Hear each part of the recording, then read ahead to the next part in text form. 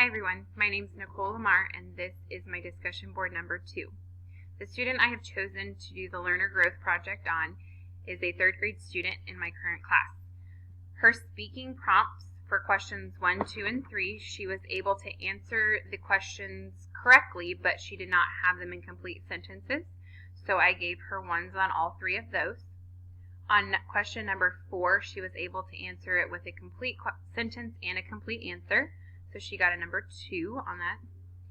And the last question, she was able to tell me 2 sentences completely, but they did not have a lot of detail. She did not elaborate a lot.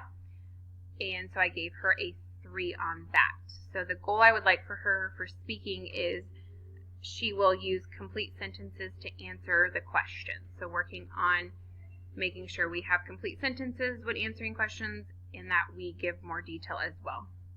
And that will go more with my writing goal for her. For her writing, she was able to give me a complete sentence, but it was a very run-on sentence. She had some punctuation errors and some spelling errors. So we need to work on, her goal is she will add more details to both her speaking and her writing. The things that were different from how she normally takes CALPA is she tested in an environment where there were more students.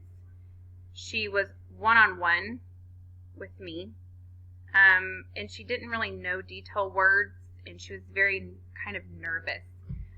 So I'm thinking those might have played a little factor, and so I'm excited to see where she grows as I work with her. Thank you.